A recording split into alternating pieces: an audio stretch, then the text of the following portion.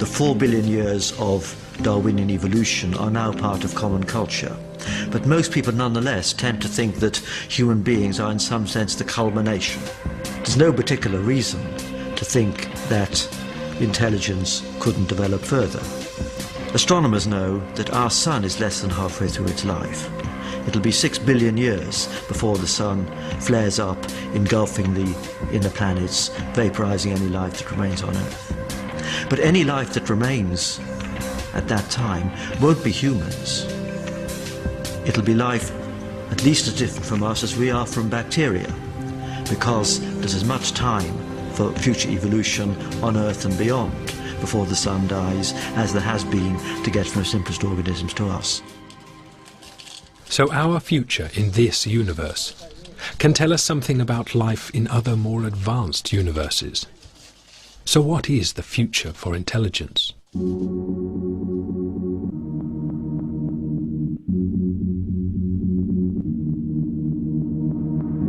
I think we have the most complex nervous system on Earth. Related to that, we may consider us as the most intelligent species on Earth. Maybe in the universe, at least our universe, that could be. We started with a chimpanzee-like brain, and it tripled in size over a period of 3 to 3 million years. You wonder whether there's any expansion possible. Michael Hoffman has studied the structure of our brain and asked, would a larger brain increase intelligence?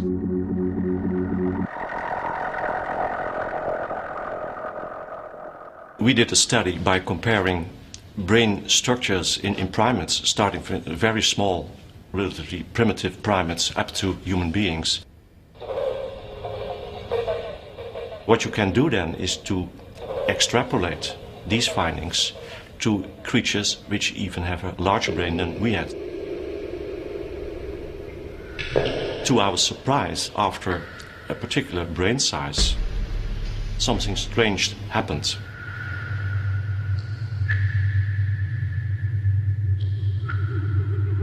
There is some maximum in intelligence, in processing power, in cognitive abilities, but beyond that point, you find a decrease in the number of structures in the brain. It will go along with a decrease in processing power and information processing, and therefore also with intelligence. It seems that as the organ of intelligence, the brain has reached its limit. If it becomes bigger, communication between the different parts of the brain slow down, and it actually becomes less efficient. So it can't hardly be better than we do it now. That's in fact the conclusion of all these calculations. We can't change the technology of our brain. In a way, we are prisoners of our ancestors a million years ago, as far as the evolution of the brain is concerned. So unless nature invents a new way for organic intelligence to evolve, it seems that in this universe, intelligence has reached its potential. But some scientists see organic intelligence as only the first stage in evolution, and the next stage, they believe, has already begun. For the first 3 or nearly 4 billion years, the driving force of increasing complexity on Earth was evolution, natural selection, sexual selection. But in recent times, in the last few thousand years, it's not evolution any longer, but it's our cultural development that has taken over, and now this has been formalized into scientific and technological and medical development. That's where the action is right now.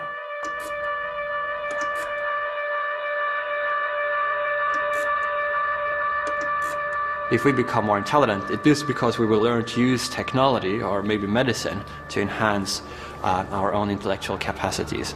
And that might happen within a matter of decades. In all these different ways, human beings will use their technical ingenuity to change and modify their own nature. That's the transhuman phase of our development, which we're just beginning to enter at the dawn of this new millennium. Technology already infiltrates almost every aspect of our lives. But philosophers like Nick Bostrom believe that technology could gradually replace our lives, and that the change will be almost imperceptible. A lot of people might choose to change to a different medium, computational hardware medium, where you wouldn't suffer aging, where your processes of thinking could be speeded up enormously, where you could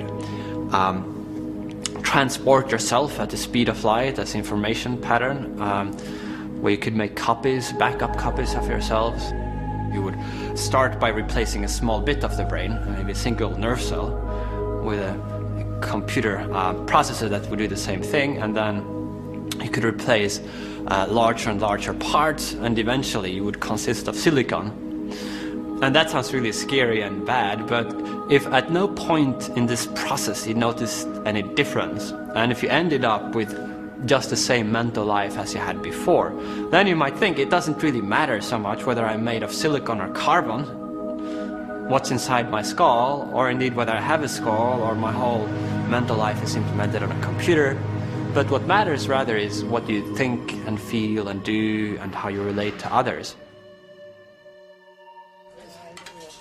Technology could take intelligence beyond the natural capacity of our biological brains. Through technology, our universe could evolve superintelligence. The concept of superintelligence roughly means any kind of intellect that vastly outstrips anything that's possible for humans to do. It wouldn't just be a really clever human. It would be a large, by a huge amount, superior to us. There wouldn't be a confusion about whether it really was very smart or not.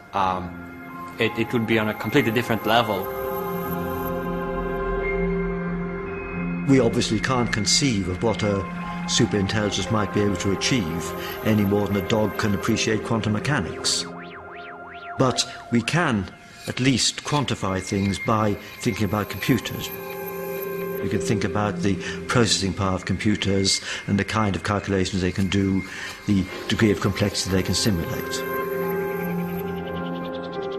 We know that over a few decades, computers have evolved from being able to simulate only very simple patterns to being able to create virtual worlds, as it were, with quite a lot of detail in them.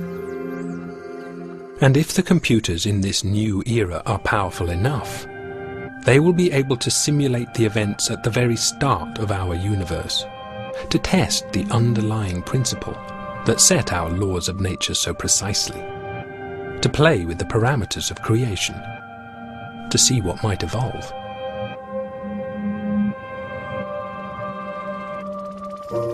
If that trend were to continue, then we can imagine computers which will be able to simulate worlds perhaps even as complicated as one we think we're living in.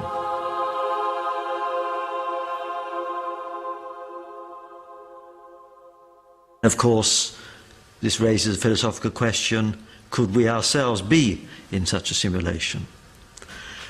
Could what we think is the universe be some sort of vault of heaven rather than a real thing? In a multiverse, there would almost certainly be beings that have evolved intelligence way beyond ours, with the power to run immensely complicated simulations. Our whole universe could be one of those simulations. So where does that leave us? In a sense, we could be ourselves the creations within this simulation, I suppose. In cutting themselves free from the possibility of our universe being the work of a creator, a god, logic has taken science back to where it started. Could our superintelligence be the god we have always imagined?